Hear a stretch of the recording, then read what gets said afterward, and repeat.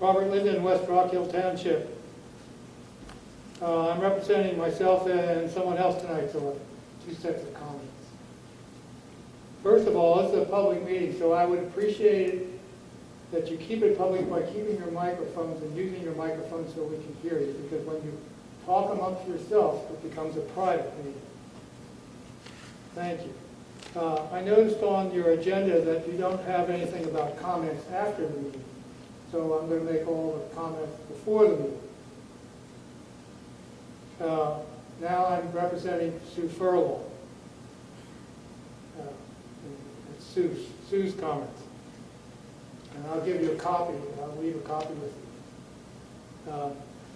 Item 1, where can we see the amounts collected versus pledged and from whom? Well, that's a question, I guess. If there are contracts involved for advertising, pledges, etc., were they reviewed and voted on? Have you achieved your stated goal for raising $2 million? If not, what are the plans for achieving that goal? Did the class of 2015 donate to the stadium? And if so, did the amount donated exceed the amount used to make the prom affordable? Did the 2015 class donated amount empty their account? In other words, do they have anything left? How many bricks were sold? Has a brick supplier been selected and was a contract involved? If so, was the contract voted on by the board? Were advertising signs installed? If so, did these signs involve contracts and were the contracts voted on by the board? Will the equipment for the new second weight room be bid on as was done for the existing weight room, like 3 bidders? That's what you had for the refurbishing of the first weight room.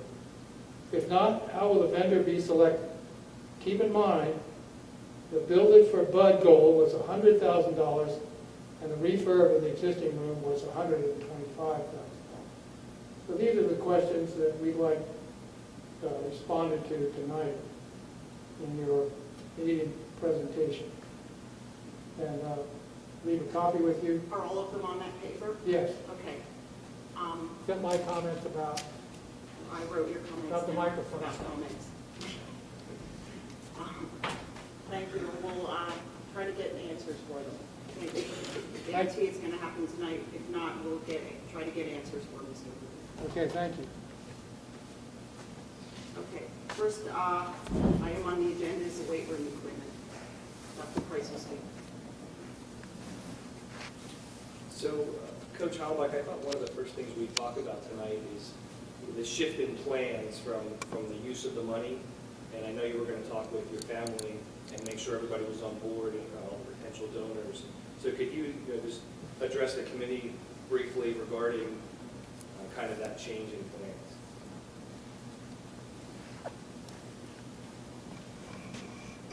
Yes, I can. Dr. Bavard and myself, when this initial idea came through for the Build It for Bud idea, the concept was... Could you put your microphone on, please?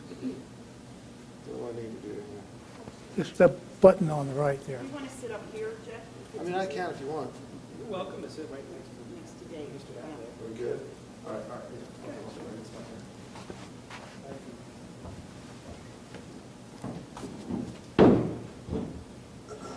So the concept was that we had this campaign for Build It for Bud for my dad, and his passing to honor him by naming the weight room in his name. So that was the concept. $100,000 was the agreed upon number to do that. So, we've been in the process of raising those funds. But to answer your question, Dr. Price, we, as a family, decided that because the need is really for equipment, right now we have this empty shell out there, we could really use the empty shell. The demand on the weight rooms, the current weight room is pretty high, and we really need to be out there as soon as we can. So to transfer, have the idea that the money could be transferred to the equipment, and the furnishing of the weight room was really, agreed upon in our family. Yes. And as far as progress towards that $100,000, it sounds like you're well on your way and you have a lot of commitments. Can you just kind of talk about that, where we're at with that? And it sounds like it's slowing down at this point. We, on paper, I have about 60,000, in the neighborhood of 60,000 that is pledged over 10 years. Dr. Brevard and I talked about the concept that a $1,000 a year for 10 years is looked at as a $10,000 pledge. So I talked with one individual today who has not given that 1,000 yet, but I know he will. He's a good friend, and he will be giving money. So some of the money is slow coming in, but I believe it will come in. There's a $20,000 donor. I talked with him today. He's definitely in and is giving currently. So we have $30,000 with two people, which I think is very significant. And then there's a number of $100 a year donors for 10 years. It would be $1,000 donors. So, they need to be encouraged, like we all need to be encouraged, to give. And I'm happy to send them emails to remind them, and that kind of process too. My own, idea, and I hope, my hope is that, this $60,000 will be there eventually over the 10 years, and people will get in the habit of giving their, whatever it is, $100 or $200 a year, with a little bit of a reminder from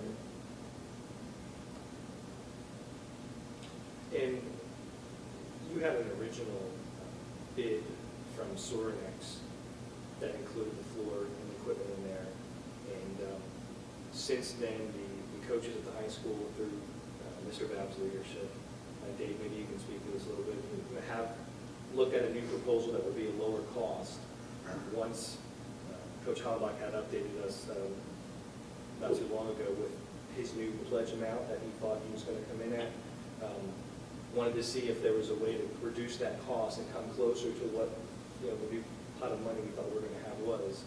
The original quote was about $106,000 for equipment and for floor, and the new quote is quite less than that, even with the floor included in that. So, Dave, can you talk about maybe just the process we went through to get coaches' feedback and input to this final proposal that's being recommended for the actual equipment? Yeah, what we did is we had Sorinex come in and take a look at the square footage of the room and provide what they thought were the experts in would meet our needs for our high school programs. It's not just a football room, it's for all the sports. And then we took the input that they gave us and put it out to the coaches and the coaching staff and let them, add their 2 cents basically on what they would like it to look like. Some coaches and programs we got responses back from, some we didn't. Some sports like football heavily rely on the weight room as their overall program. Other sports, not so much. But we did get some input from other programs, and it was in line with what Sorinex was providing us.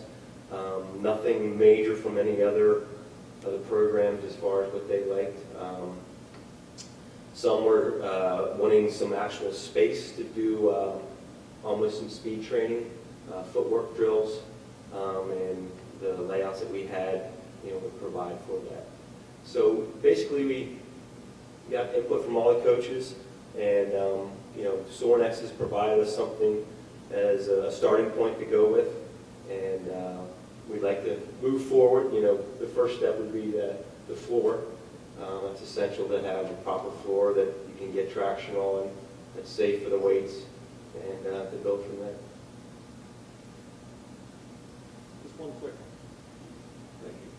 One quick comment on the equipment that Dave's talking about is, there's a lot of concern about concussion.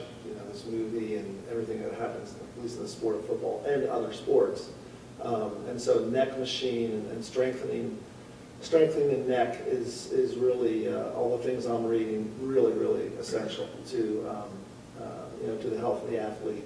especially in football. So neck machine will be included in that, and we will be working on that as a group even more diligently. Are there some cardio machines? There's no cardio in there right now. The coaches were fine with that. We had one coach that said, hey, let's put a bike in there, basically for rehab of an injured athlete. Coach Hollenbach would like to have one also. A lot of times it's a cold night, you got a kid with a hamstring injury at halftime, whenever, during the course of the game, they can stay warm without re-injuring it. And so that's one thing. When I talked to Sornex about that, their bet was, just go get it on your own and put it in there. They're more of a, lifting machine as opposed to a cardio machine company. But that's pretty much the input that we have. We do have cardio machines down here in the existing, weight room. It is a popular thing, but the weight room that I've experienced with our athletes, they want to get stronger, they want to get quicker. When they're doing their cardio, they're on the field, they're running, they're training in their sport, and that's really where they get their cardio. When a swimmer is swimming, they're not on the treadmill or on a bike, so it's not as essential as a lot of people think. To be honest, in our weight room, the teachers after school are the ones that are on the cardio machines, and the kids are usually, strengthening themselves through the weight machines. If I see a kid on a cardio, sometimes it's a student that is just trying to stay in shape, or like I said, sometimes it's somebody that's rehabbing an injury and need to be a little careful. Speaking of concussions, isn't one of the first steps after a concussion when they come back, they're supposed to start on a cardio machine before they get back into the sport? Yeah, it's any kind of, it's usually a series of running. So they've got to do a controlled setting where they're running lightly and working up to where they can return to a practice. And then once they achieve the practice state, then they can return to a game. Well, I know my son had to start on a machine before he was allowed to practice, when he had a concussion, before he could get back in the pool. I'm not saying, and I do think, they are there in the weight room here, so it's just a question of if there's somebody who's injured at a practice, is it easier for the coach to work? Are they allowed to be in that room? But that also brings up another question of, do we need an attendant in that weight room? Well, going back to the initial stages of this, in talking with Dr. Radigan, we were going to keep that as strictly a team room. So in other words, we're going to provide a weight trained supervisor down here in the existing building, but we didn't want to per se fund a full-time one up there also. We're leaving that up to the coaches. So in other words, if a team wants to come in, they come in with their coach, they supervise them, and then they leave. I have a question. Sornex gave me the bids on the quotes on this. Who did the other weight work? Is it the same equipment as what we have? The other one was Hammer Strength that did it years ago. When this one was redone. Right. Now, did that equipment go out to bid at that time? I'm not familiar. That was mostly done through the PE department and Ms. Rabenda and 3 bids. Mr. Casper. 3 bids. Okay. Now, this Sornex, is this part of CoStars? I thought that we had talked about that in the past, that there wasn't a need for bids for that reason. Can you speak about that? Yeah, at one point, they were evidently on there, but when we asked them for the number just very recently, they couldn't produce one, and they're trying to get back on the list. My understanding was either CoStars or Keystone. So there is a possibility that we would have to put it out for bid if they can't produce that state bid number. Is that correct, Sean? Do we know when, we'll have an answer on that? They've been communicating with you, right, Dave? I don't think they've given us a time frame for that, but I don't think it's a very quick process. Sean, I'll look to you on how they would obtain a state bid number. Is that a quick turnaround time to do something like that, or is that a long, tedious process? I'm not aware how long that takes. One other question, David, I'm assuming you could speak to this. When we decided to go ahead with this room up there, a lot of the discussion was the fact that this weight room down here is so heavily used and how we're limited. A lot of sports have trouble getting in there. I don't know if you can speak to that a little bit about, what getting this room moving and filled going forward, how it'll help. Yeah, it's definitely needed.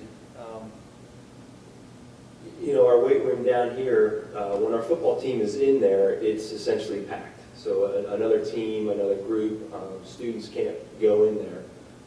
It's just, it just would be a disruption. You won't be able to adequately fit everybody in there. So that's one limitation, is the space. Another limitation is definitely the time. Everybody wants to use it right after school when practices are available. Right now we have groups that come in, 5:30 in the morning, wrestling comes in, and then they practice wrestling at night. We have swimming that comes in while second grade swimming lessons are going on, and they'll use it for a portion of time before they can get in the pool. And then football is also in there. So there's a lot of teams that, want to use it. It gets filled up quickly, and we also have our general population of kids that sign up just to stay in shape, and it would give them more hours also. So if we're not going to have an attendant as we have down here, so then this weight room is not going to be utilized in that same way. So like that general population is really not going to have the opportunity to go in there because they would be unsupervised. And I don't know that, we necessarily want to open it to students unsupervised. Correct, yeah. It would be strictly under the coach's supervision. Is there going to be some kind of a schedule so that it balances what teams have access to this, because if everyone's trying to use it at the same time, obviously that's not going to work, but so that you kind of have a balance so that everyone has access to the facilities? Yeah, it's worked out well in the past.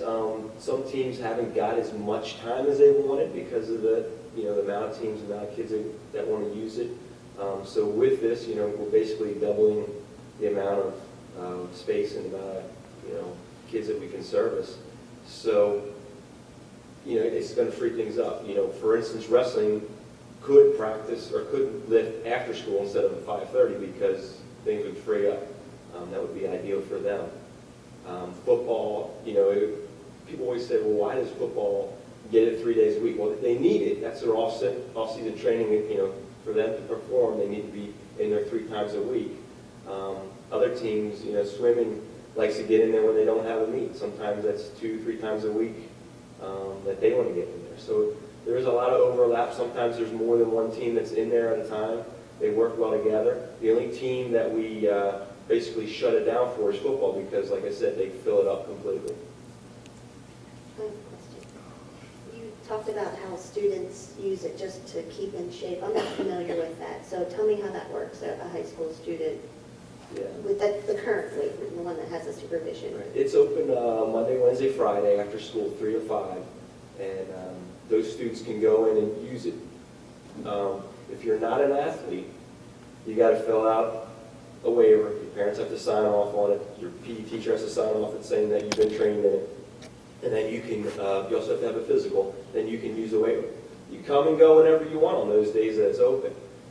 You can do whatever you want. You can put yourself in your own training program. You can talk to the weight room supervisor and say, hey, I'd like to get on a program. You can do whatever you want to do as far as, as a person that's not an athlete. Most of the kids that are in there are training for a particular sport, whether it's their coach.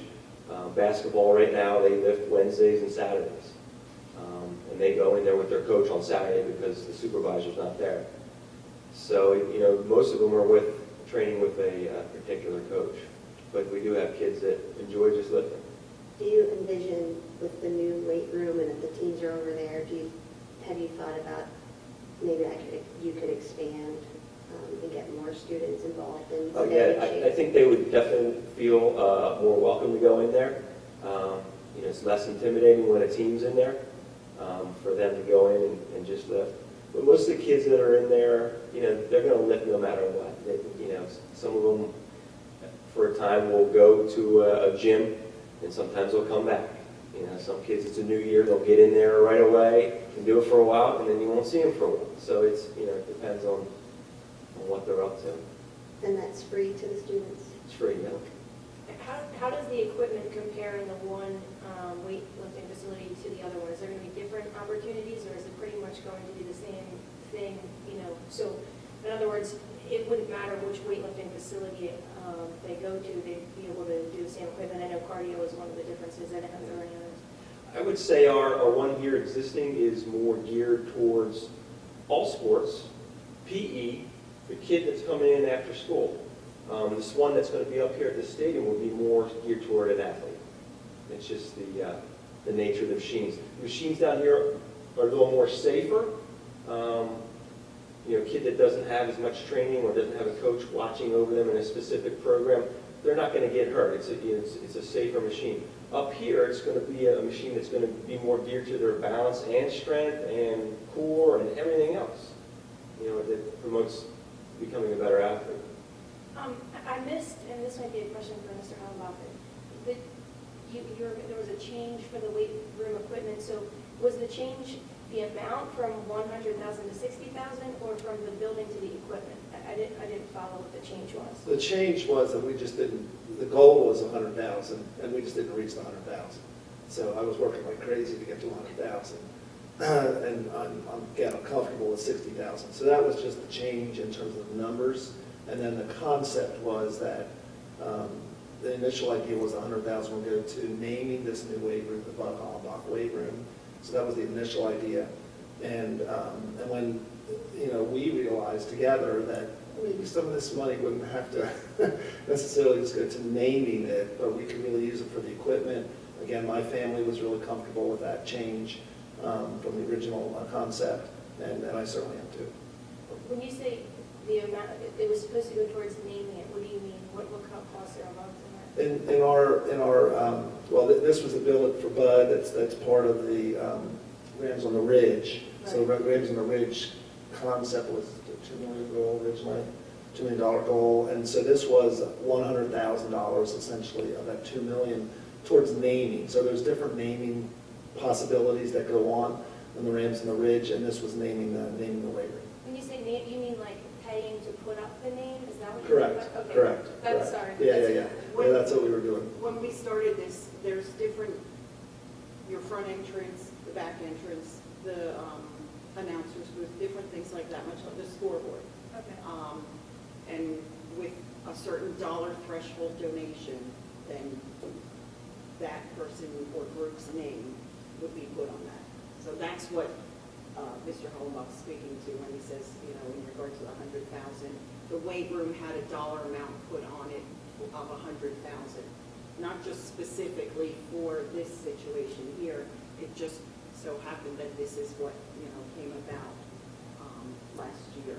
So that dollar amount was predetermined at 100,000. So that's where the goal of 100,000 came from. And like he said, it's the direction has changed as far as their family, how they feel that they want to see that money used to benefit the students here. So you're just putting less money into how many places and how much money you're putting into the actual signage, is kind of what you mean by that, right? In this situation, you mean? Yeah. Well, basically, in this situation, he's saying that he's not worried about the name going on the room.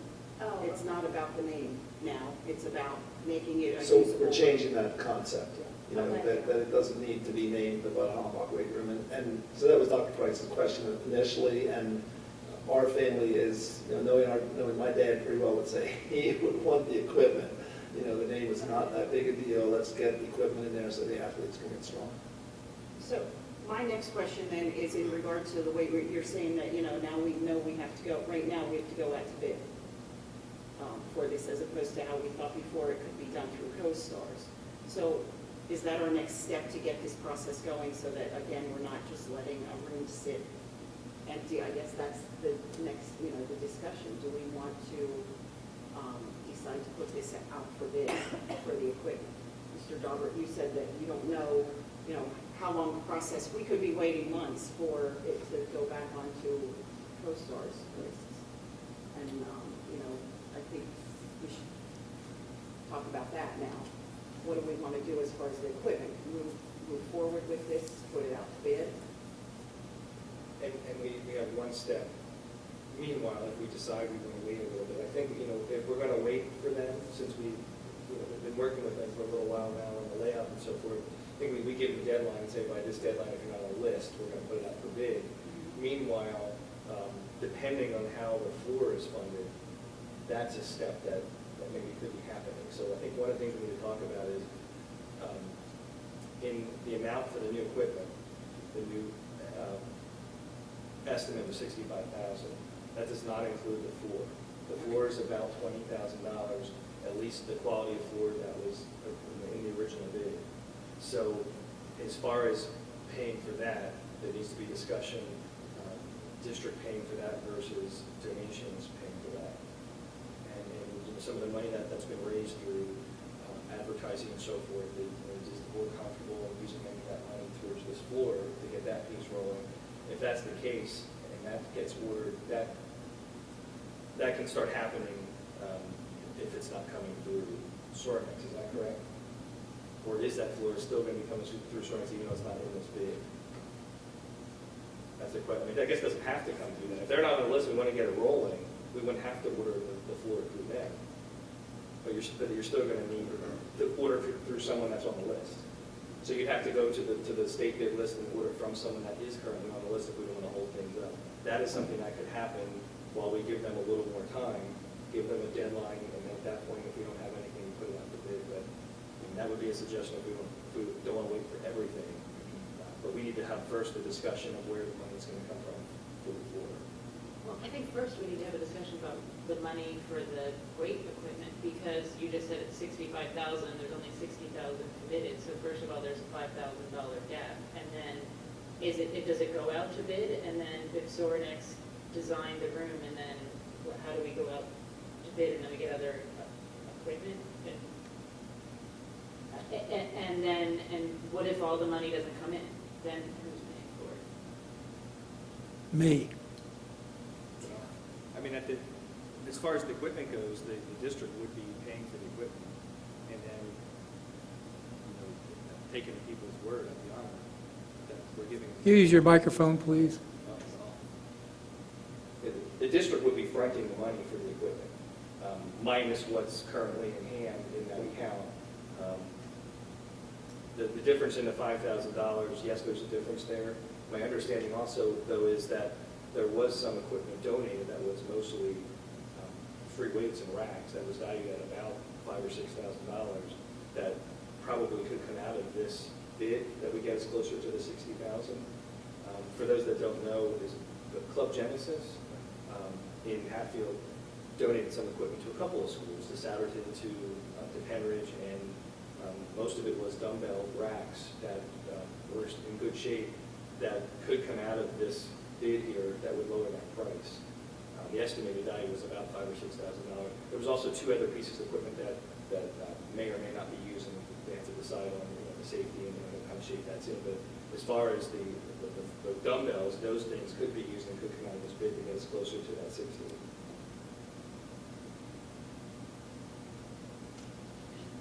A question that has to be looked at right now is what was the board's intention when the weight room was built as to how it would be equipped? I don't recall a discussion one way or the other whether the board expected it would be paying for the floor and the equipment versus that money coming out of the funds that came in through grants on Bridge in general, because that predated Bill for Bud. I don't know what the original intent was of the board to fill that weight room. That room was supposed to equalize the use of the existing weight room with the other athletes, and not be dedicated towards football players or athletes, as you describe it, because you describe it now as a weight room, a core bodybuilding. That means that the existing weight room would have to be used by the other students. And originally you said, well, the football players hog the existing weight room. You should remember what you said in the beginning of this procedure. I'm sorry, but you're welcome. I understand that, but you're asking a question of what your original goals were, and you should know that. Asking a question of us here, but you're welcome to comment at the end. I will. Mrs. Yardley, I don't know if you have any comments. You and I, of the 4 board members that are here, are the only 2 that were currently on the board at that time. To my recollection, it wasn't discussed. Yeah. There But was, but I believe the idea was that the money raised was going to go into a fund, and then it's supposed to offset any cost associated with the stadium that was built. I think if we're going to add something new, I think it has to go through the same process that building the stadium goes through, that it has to be in the budget, and then people at the board has to vote on it. So I think if anything's going to be purchased, it has to go through that whole process. I don't think we can say, and if we did want to say that the money that we have that has been collected so far is used to the floor, I still think it needs to go to a vote.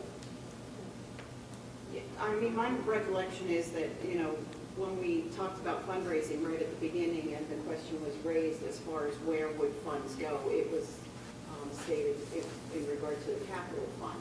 Where then, what happened with that? It wasn't specifically cited this portion or that portion, how it was, but that it would go through capital. Now this, changes things a bit, obviously. I do think, I agree, I think that it has to at least go before the board. And, I don't think that we can sit here and take money that's been fundraised and just say, this is where we're spending it, or this is where we're spending it. That's... Yeah, well, and as the project went along, we did talk about, soliciting donors for the equipment. So it was never discussed that the board was just going to pay for the weight room. It was always just, we're going to have to raise the money for it. And I think that's the way you get the most effective fundraising, is that if you don't buy it until you have the money, then you wait until you have the money and then it's paid for that way. Well, and that wasn't even discussed at the time either. We didn't say, that if we have to have $60,000 before we can spend $60,000. So to me, I think if the question is the floor, the first step, does that need to go to the facilities meeting? I would think would be the next reasonable step. Yeah, that's where, I think that's where it would need to be discussed and put on the agenda as that's an item, because, right now we're talking about fundraising, we're not talking about Actually spending. Right, and so then it would have to be discussed, I think, at the facilities meeting, whether we say, okay, it needs to come from money that's already in the budget, or if we're going to say we take the money that we've raised and move that. Because ultimately the money that's raised goes back, once we decide it moves back into the capital fund, and then it's used, for something. I am in favor of moving it to the facilities meeting, because I think that it's something that we need to get moving on. Like you said, there's an empty room just sitting there. It's been used a handful of times for, different things, but that wasn't the intention when it was built. That wasn't the purpose. So, if the next step is the floor or the first step, then I think that needs to go to the facilities to be discussed and put on and then sent to our next board meeting. I think, to Mrs. Yardley's point, I think people get more excited about fundraising before the fact than after the fact. I think if you go and fund something and then try to raise the money afterwards, I think it's a lot more difficult to do. Kids like the meter, and you want to get to the top of the meter so that you can buy this cool thing, and then once you save all your money and you get to go and do it, I think that's a lesson learned for kids on how to save and to try to accomplish a goal. And I just think that would be a really good way to do it, because what an accomplishment when you go and work your butt off and you get something like that, and then afterwards you see what you accomplished. So are you, because I think the 60, you have these pledges, and are they, I know like sometimes with pledges you make, how bound are people to those pledges? It's a good question. I wish I could sit here and say, I know they're all going to give the money. but these are dear friends of our family that, love my father, and so there's a strong emotional connection to it, to the process. And so my persuasion is, my hope is that the 60,000 really is good. Now, it is 60,000 over 10 years.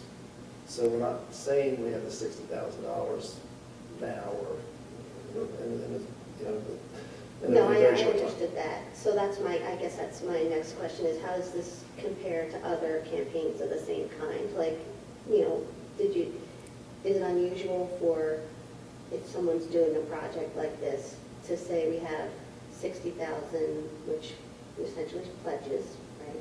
But do they go ahead with the project? No, We've never done it, that I'm aware of. Okay.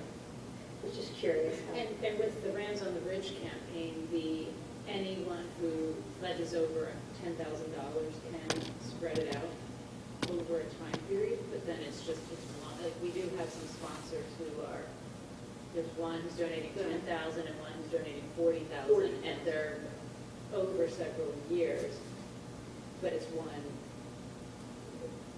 organization donating that big chunk of money. It's not lots of individuals. And for those, there was also a contract signed. Right. So that's what I wanted. There's a Signed on contract, those, yes. and that's Yeah, definitely money. see, where It's a contract. this is different, this is structured differently, because with, like, for instance, this scoreboard, that was a $40,000 sponsorship. They're paying it over the course of 5 years, $8,000 a year. They signed a contract for that. But this came about completely different. And, had the 100,000 been reached, the 100,000 goal, to put the name on the weight room, then, my assumption is that then there would have been a contract that went to the Hollenbach family saying, this pledge, this money is going to come in, and the name is going to go on that room. Again, you're not getting it up front, Right. all 100,000. Like anything, I mean, the pledge is, it's It's just different that, from- yes. Yeah, Oh, but at the same time, again, the question is raised, do we let this room sit then for 10 years? Well, right, that's what I'm thinking. It doesn't make sense to me. No. It wouldn't make any sense at all to say, and in 10 years, we're going to go to weight room. Exactly. That doesn't make any sense. And then the other thing is that, I know that I wasn't here, but you said that you talked about using the money for things that would be, additions to the stadium, or that would be part of the stadium overall project. And, I mean, how could anyone say that this isn't? Like, it makes sense to me.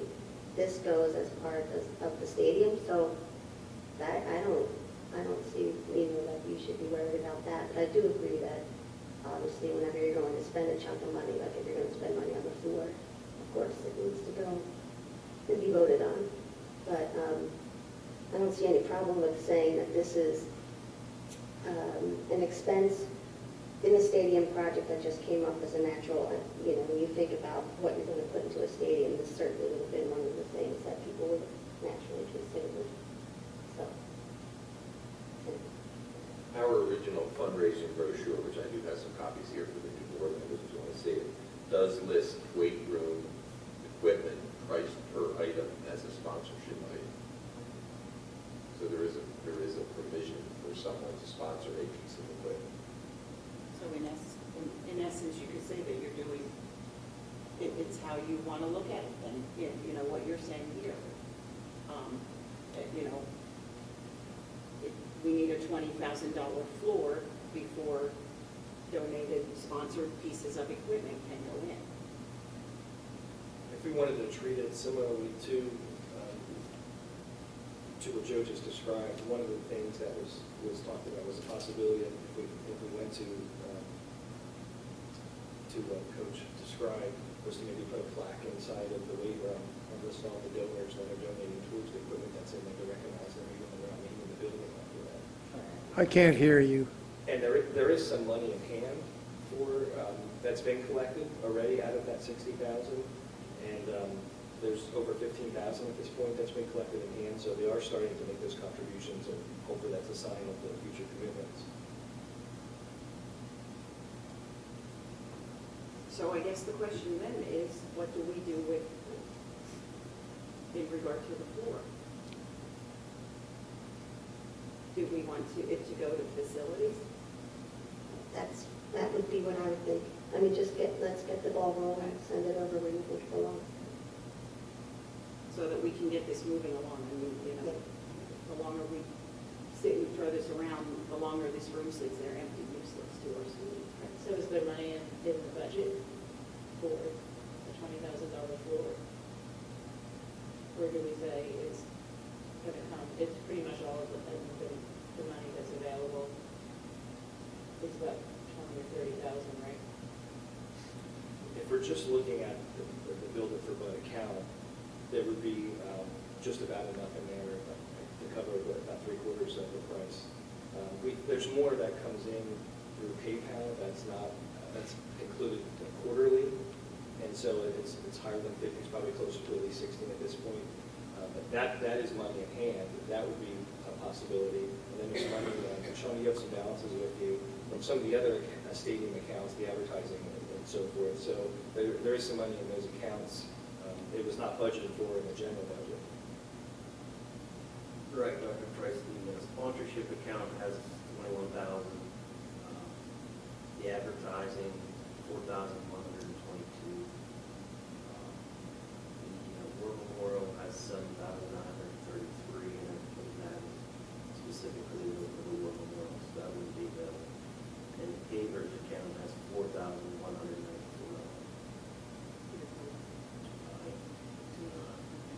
Is the paper account, does that, are the materials all been taken out of that already?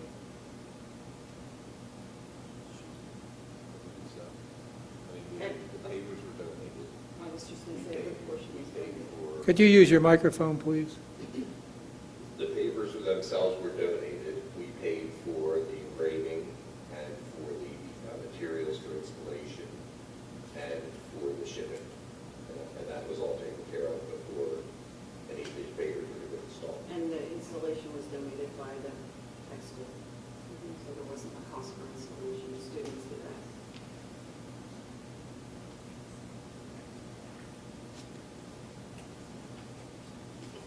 You know, you may want to keep in mind, if you take it to the facilities committee, then it has to go to the board for approval. 3 weeks to advertise, come back, review, hopefully make the next facilities whenever that falls, and then the next board. So whenever we go out to bid, we're looking at least 2 months before you're getting board approval. Then you're ordering equipment. What's the wait time? You know, does it stop, that sort of thing. You mean So- equipment or the floor? well, the floor or the equipment, either one, you know, you're certainly looking, whenever the March board meeting is, for possible approval at the soonest, at the earliest. So, anything you want to bid for, you can keep in mind, there's a 2 to 3 month time. I think the only way to speed the floor up would be to find a vendor that's on the state bid list now, outside of Sorinex and equipment. And equipment, correct, but I mean, but if we're looking to get the floor rolling, or at least make a recommendation to the facilities committee, is meanwhile we would find who that vendor would be. Totaling this quickly, it's about 33,000, and then the Build It for Bud account's not one of the ones that's listed on there, is that correct, Sean? Or is that the last one? That's the last one, okay. That's around 29,000. Yeah, I didn't include his in mine. Yeah, it's because it's 21, 4, and 4, because the War Memorial is completely separate, Right. and the Hollenbach donations are separate. But still, I mean, we can't send it to the board without knowing, we don't have any details on a contract or anything for the floor. It's got to come at another, it has to be discussed at another meeting. Well, what are the, if we're not going to put it out to bid, what are the chances of being able to do this floor? I mean, do we have any other information, Dave? Do you know anything in regard to, comparable, something that we could do through them, the floor? This is through, the floor right now is all Sorinex with this equipment. Yeah, I'm sure other companies would do the floor. I'm sure they would be on CoStars or something else. Can we find out about that? I think that's the next step, is we need to get an estimate from someone that's on the state bid list, and then what would need to be discussed at the facilities meeting once we have an actual total. And we know what, we look at it as counts that's available, but until we get the actual bid from the vendor, we were ballparking it to be about 20,000 for the vendor, but If the weight equipment's gonna go out to bid, I don't see that there's what's the rush to, obviously, I think whatever makes more financial sense. I know sometimes it's better to go out to bid, and sometimes it's better to purchase something off of the CoStar's list.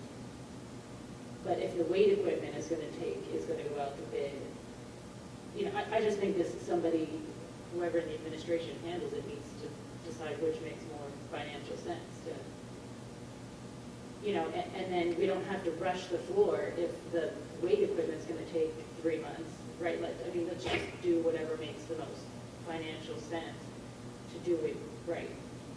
And so I think we need more information, and that can be brought back to the facilities meeting then, if we say, okay, this committee is gonna move it to that committee and then we'll have more information at that next meeting. Well, the next facilities is February 2nd. So can we get information to bring it there?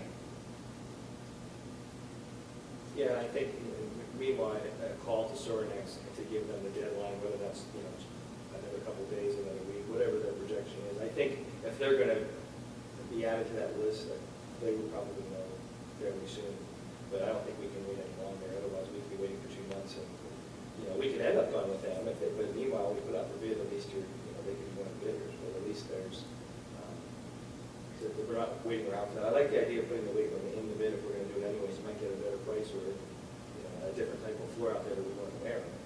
So if we're gonna do it, things have changed since we got this first, the initial quotes, and maybe there's a new product out there that's even better than the initial one, and it's still a good price. Right, because they could go out to bid together, and then the facility, when we decide, we can say that this part will be paid for fundraising, and this part, however we're gonna pay for the floor, and if it's going to come, if it's in the budget, or we take this money that was fundraised and then designate it for that, but it could be in one bid, right? If you don't, and then they do it all together, they put the floor in and then bring the weight equipment in. I guess my understanding, and I wasn't here, but I thought that the money that was the other money that was fundraised was supposed to offset the cost of the stadium specifically, and that the weightlifting facility was something separate. That was my understanding as a person in the public, not having been on the board. So I'm just, I guess what I'm having trouble with is, we had to borrow a lot of money last year, and the amount of money that we pay in interest, if we're waiting this long to be getting money back to reimburse us, we've already paid more on interest at that point than we'll even have gotten back to offset the costs. You know what I mean? So, and with the budget numbers that we're looking at, and it's just something that I'm struggling with. Well, I think that's something that has to be decided, because I do agree, the money that was raised, we said it's going to offset the cost of the stadium and things that were spent. So this is a new cost, so the board, it's just like if the board commits money at a later date, a board can say, well, now we're changing the commitment to something else. So I think it has to be a discussion, and then it has to be voted on. And then whatever the board votes at that point would be what we do going forward, because we said that was the intention, and that is the intention. That's why I think it needs to be clearly discussed and then voted on, and see what the board wants to do. And that's what goes back to what I said before, that just because you raise money, we can't sit here and just go, okay, we have this much money, we're gonna buy this. And I agree, yes, it definitely has to be a discussion among the board. Yes. And so then the question is, if the board's not going to pay for it, then we have to wait and find money to raise money for that, for the floor. The 20,000. Right. So at this point, the plan, then we move forward with discussing it at the February 2nd facilities meeting? Right. And I guess the other option is, is just to say, everything else that we raised money, groups had to be approached, so people, if there's someone to ask to sponsor the floor, it'd be the same thing as sponsoring a piece of equipment. There could be a group that sponsors the floor.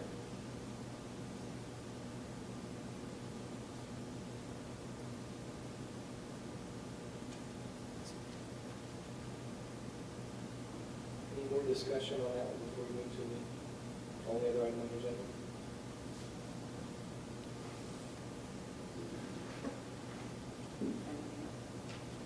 I do have one other question. Sorry. So if we do the, there's going to be space for cardio, because right now you're saying that the quote is for all just for weightlifting. So will there be space in the weight room if somebody wants to add cardio? Yeah, there will be space down the middle that they can use. I don't know if you're familiar with ladders and other cardio things that they can do with speed training. And then there's space for a bike, if you want to add, a bike, definitely. Is it possible to fundraise and pay for these things in chunks rather than do all of it at once? You know what I mean? Like, it's a lot easier to say, okay, let's get a chunk of money donated for the floor and then put in the floor, and then at least you have an area to train. And then, keep, taking it in stages. Yeah, I just don't know what the time frame would be, as far as, to complete all those stages, it might take some time. Well, usually when you want to spend $60,000, it takes time to do that. Yeah. Dr. Bavard and I had that discussion, to your point, fairly often, and in his phrase, he would say the floor is not a sexy thing to sell, and so that would be hard to get somebody's name on that floor for $20,000. However, possibly a rack, there are a number of racks there, where the rack has the name of, for lack of a better, I'll just say A&T Chevrolet, or whatever the company is, that, those boys lifting in there see that every time they're lifting, and that might be a sell. So that was certainly some of our thinking too, and we haven't gone back to that. I think that probably has merit in this situation.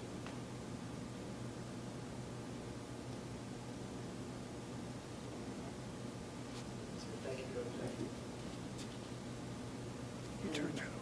Dr. Price, green and white clubs, do you have information on that? There's a link on your agenda there to this list.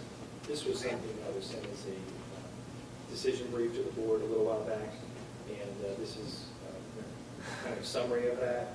And the earlier discussion, we just need to go back to revisit that with the levels of the green and white club that we had discussed, and these were the incentives that we decided on. And in the very bottom of that attachment, you'll see that there's a couple things for consideration. We started talking about t-shirts and things like that.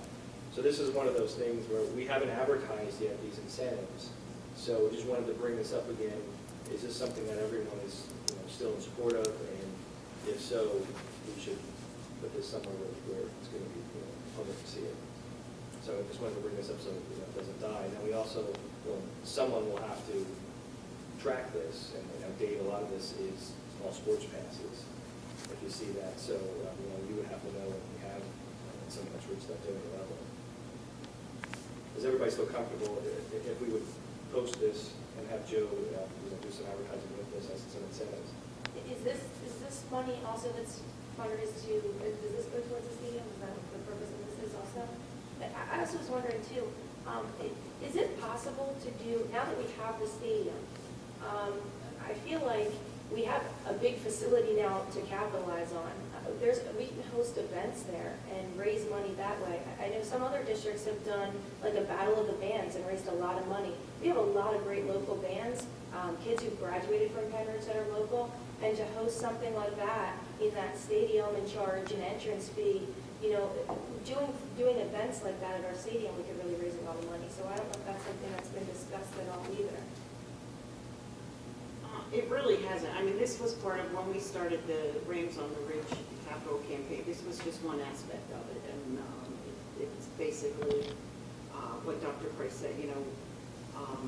This is just kind of the final decision on what if when you join the Green and White Club, these are the incentives.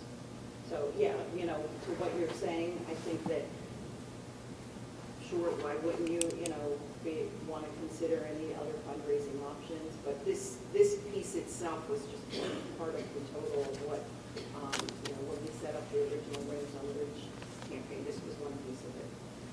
I think that was one of the things that I was thinking in supporting the stadium, was that this would open up possibilities for Pennridge to host things that would generate revenue for the district.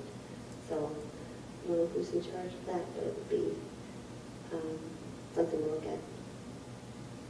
I mean, really two ways that something like that would happen in the stadium currently, because there's not a person that is in charge of arranging such activities. But, you know, if it's an outside group, then there's a facilities use fee that we would charge for rental.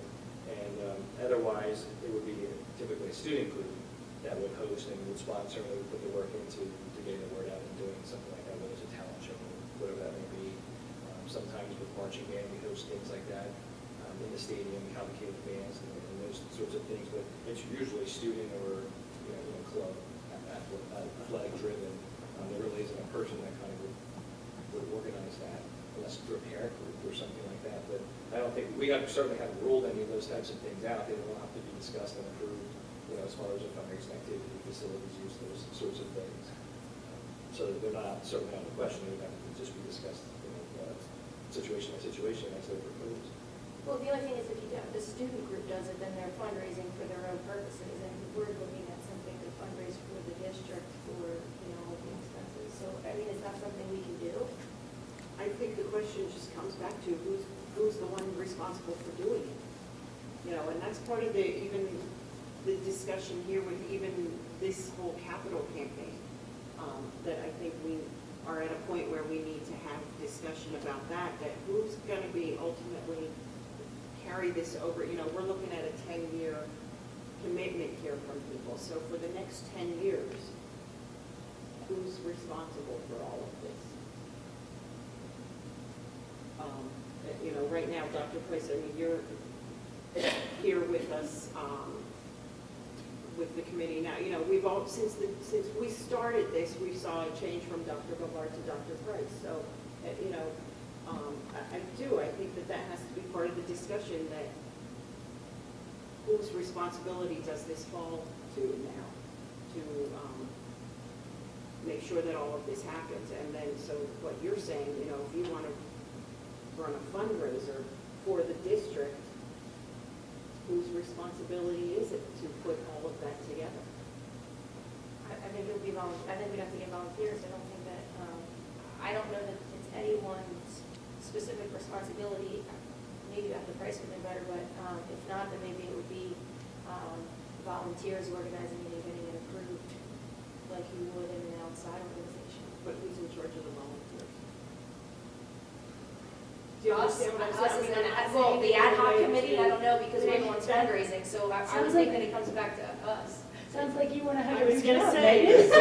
you put the idea out there for who the volunteer is. We'll volunteer in charge of the volunteers. Yeah. Wait, does that mean I get full control over where all the funds go to? No, you have full control of your fundraiser event. Who's in charge of, so the Rams on the Ridge, Joe, you put those pamphlets out, and are there other people working with you that Basically been, just Dr. your Moore, two-man myself, band? Suzanne, Oh. and Christine. It's really been, since it's an ad hoc committee, it's really been people volunteering their time outside of, board members are volunteers, and then people in the school district, people in the school district are volunteers. No, it's not in anybody, it's an ad hoc committee, it was created, it's not anybody's job responsibility. So Right. people are doing it outside of, on top of their job responsibility. So I understand that if we had, if a student group does something and it's to raise funds for them, but certainly I think we could approach student groups and say, this would be something that's for your school district. We have a Key Club, that's a service organization, and they are supposed to help their community. This would be helping their community. My mind, I'm trying to think of things that would bring people to the stadium to be like a fundraiser event. You could have a 5K or something like that. It would get a lot of people here. Runners like to run. They'll give you, $25 just for the pleasure of running their little 5K. I'll run. And, I think that might be, there's a lot of races out there that we could go to those people and figure out how to pull that off. And we could get a lot of people here, get them to the stadium. We could even maybe have ways for them to donate extra money beyond their registration fee once they're here, because you have that stadium, you can have other things going on. Well, and even this itself, you know, Green and White Club, here we are with our incentives, but we don't have people beating the door down to join. Right. So, you know, that's an example too of, you know, over the course of what, the past year since we've been doing this, Joe, that, you know, trying to get this word out just to get Yeah. people to sponsor. I think part of the problem is, though, it kind of goes back to people get excited when you have the meter, you know, and they're like, you're this close to your goal, and people get excited and people want to go fundraise for things. But I think it's a lot harder to fundraise for something after they already have it. You know what I mean? It's like giving a kid a candy bar. Well, and no, I saying, agree with that. okay, now that you already ate the We know candy that. bar, come fundraise for this candy bar. We It's, you understand. know what I mean? Yeah. I think if you have, I'm trying to think of something that, you want people to be excited about it. You want them to, I want a lot of money at one time. You know, instead of the dribs and drabs over 10 years. And doing an event like that is something that could get you a lot of money. Like, look at the elementary schools, $30,000, $20,000, $15,000 for the Race for Education, one day. I mean, you're raising money over like a month. You send out the forms and people send pledges. You can make a lot of money doing a centralized event like that, and it would be exciting. And, you know, people would come and generate the enthusiasm that I think that you're looking for. That's true. Couldn't we do school events like that? We don't have anything like that at the middle school level or the high school level, and doing that here. I think that we get the high school kids to chip in. The parents are working hard, volunteering their time for you, and now.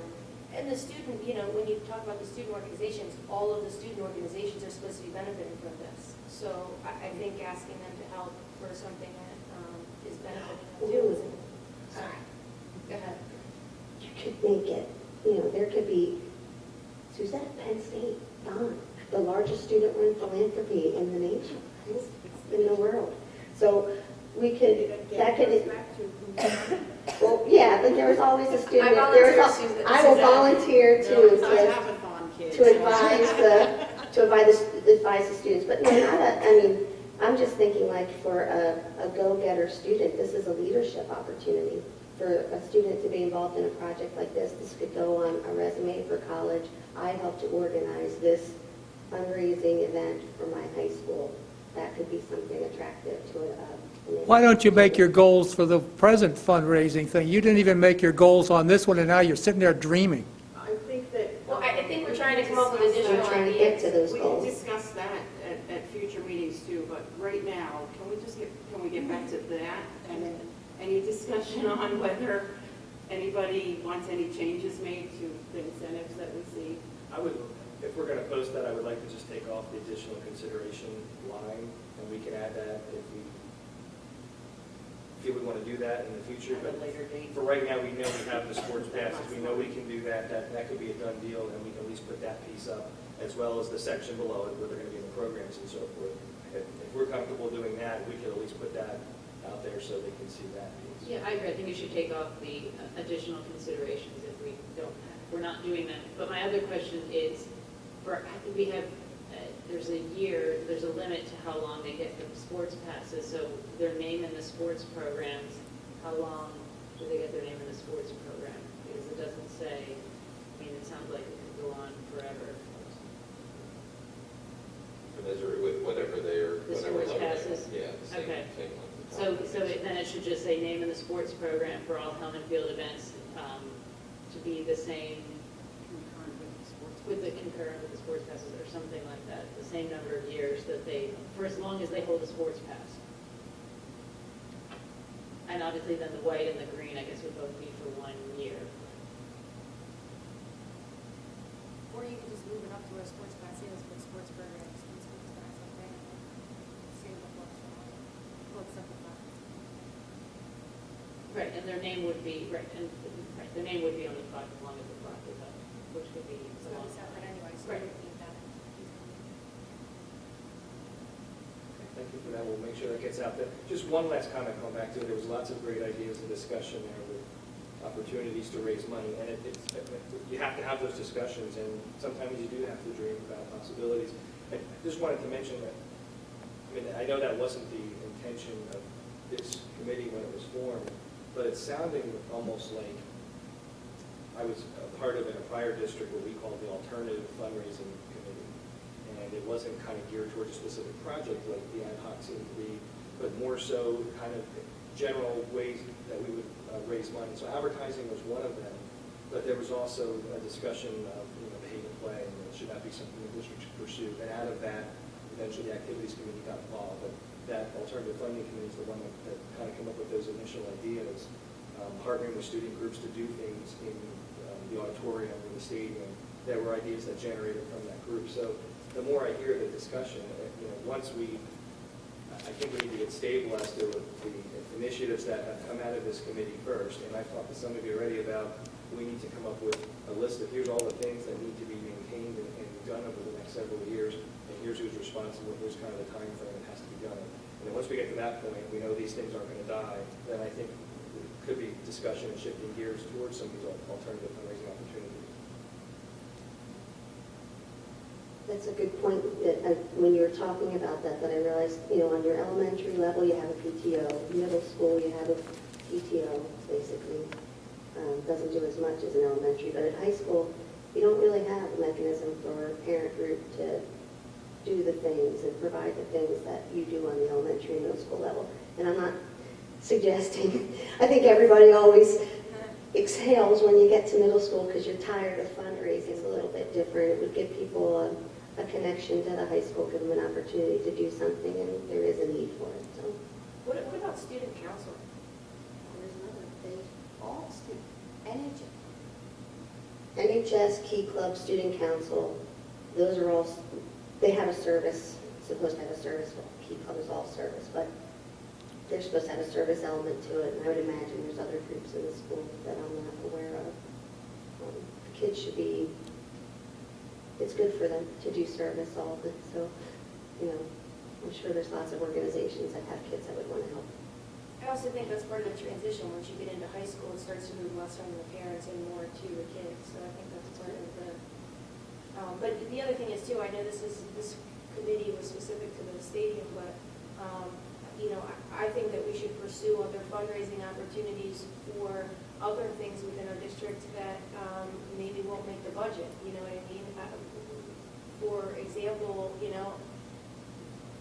this doesn't have to be one of the things, but there's a big issue with everyone getting iPads in all of the different schools, and that's obviously something that's not really making the budget. It's not something that we can afford. Well, having a big fundraiser, that a big event at the stadium where all the proceeds will go towards iPads, which will get distributed throughout the schools.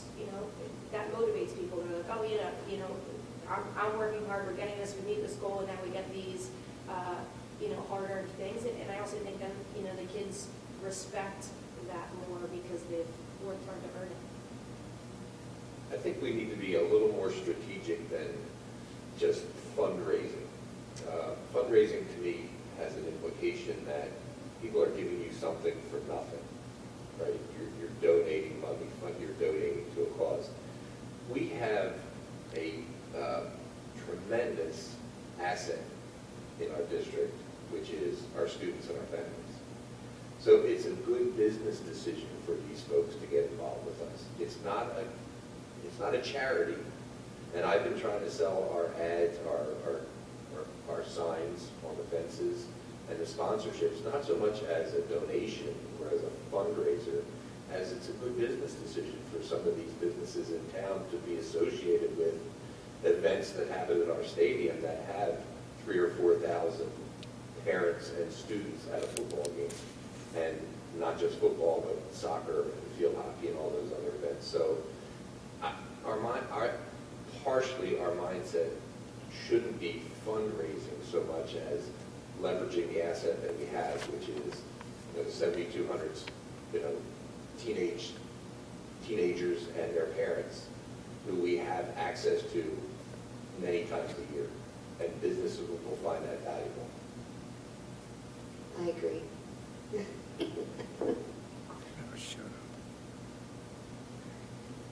Anybody else?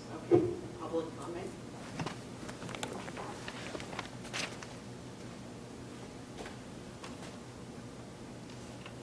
Robert Linden, West Rockhill Township. I thought there were some business experts up here. It seems to me that when you go into a project raising money, where you're using the taxpayers' facilities to do that, you would understand what your costs are and whether or not you're really raising money or just spending taxpayer money.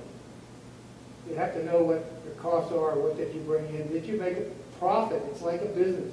Raising money is like a business. You're supposed to bring in more than you spend. If you didn't use any of the facilities to raise money, you might be ahead. You didn't make your goals on this project. And that weight room was supposed to be an equalizer. But I hear Mr. Hollenbeck say when the boys lift the weights, all he talks about is the football team, and it wasn't supposed to be the football team's weight room. It was supposed to be something that was equal amongst all the students so they could use the weight room. It was supposed to be an equal to the other one. And yet you changed the plans. When you sold this thing, it was because you didn't have enough weight room. You changed the plans right in the middle of the project, and you didn't make your goals. So how can you sit there and talk about other projects when you don't even know what this would cost? I'm paying for this as a taxpayer. The donations you think are like free money you can spend anywhere. You don't have to go out for a bid. You don't have to do anything. That's crazy. That's crazy business talk. You should know all your pennies. Because you're up here dealing with taxpayer money. Not yours. It's not free. You should be ashamed of yourselves. You're adults. You got your own. I lost more money than you took in this last week. Ridiculous. I'm really ashamed of it. I'll take issue with the claim that we haven't reached any goals since we're in year 2 of a 10-year project. I don't know how we could reach a goal in year 2 of a 10-year project. How much are we going to spend over 10 years? You finance a thing for 10 years. You can't even get a car for 10 years.